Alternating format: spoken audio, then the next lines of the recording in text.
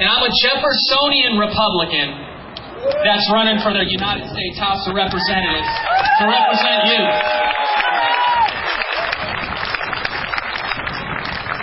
It's really important to understand that there are these crazy people out there that believe the Republican Party is still the answer, just not the way we're currently doing business.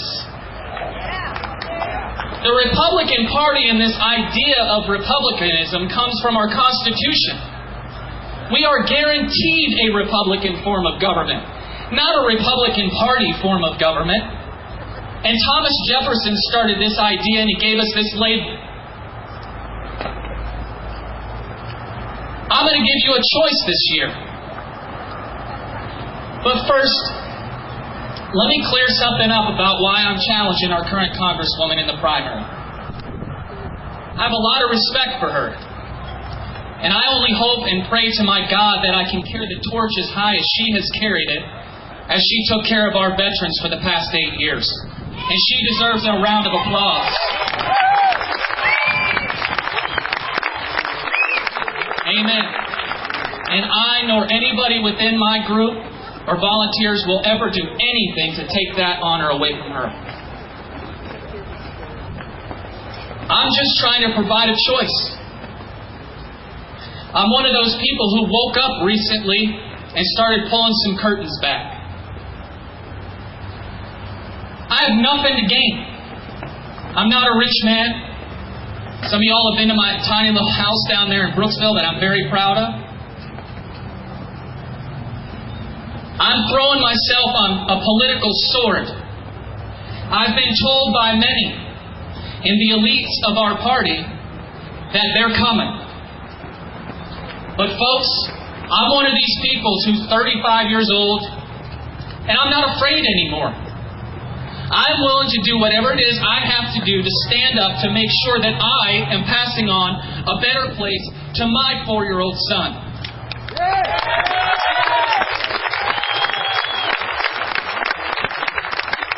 So this year, we're going to give you a choice. We're going to give you a choice between somebody who is conservative and will legislate as a conservative and someone who's slightly more moderate. We're going to give you a choice between somebody who believes in the founding principles of this nation that allowed us to take a 5,000-year leap, and someone who believes in the principle of the day coming off of the political party's website.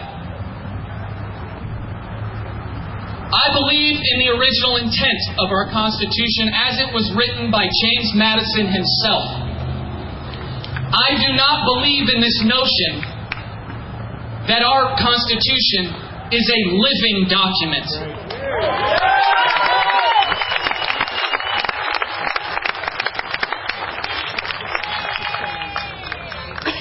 The Congresswoman and I just have a simple difference in philosophy.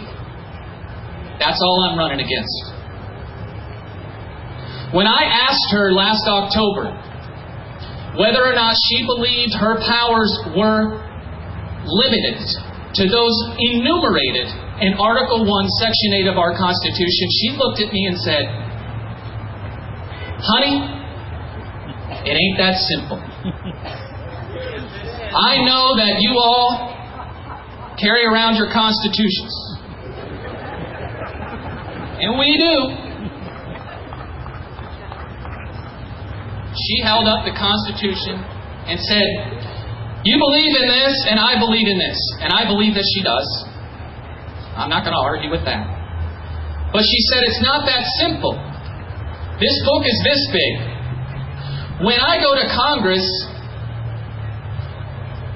I follow this."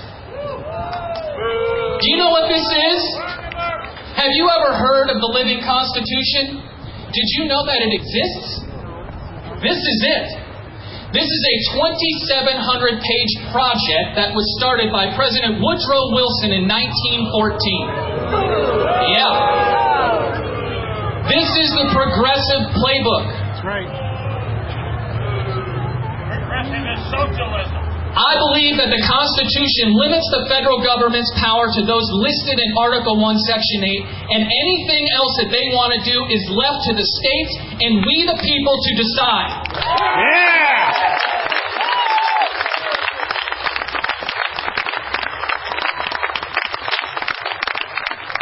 This book, on page 163, says, while therefore the power to tax is not unlimited, its confines are set in the clause which confers it, and not in those of Section 8, which bestow and define the legislative powers of the Congress.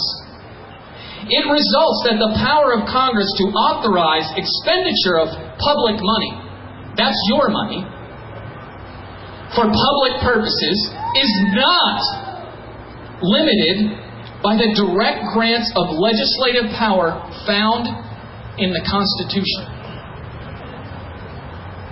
By and large, it is for Congress to determine what constitutes the general welfare. We the people! The people are coming!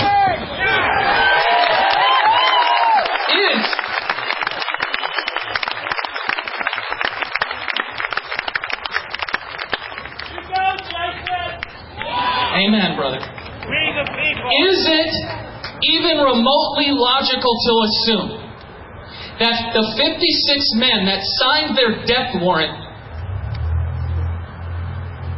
would then, 15 years later, pen a document that gave their own government unlimited power? No. And only we the people can stop that. We the people are the enforcement branch of that sacred document. Not the Supreme Court. We are.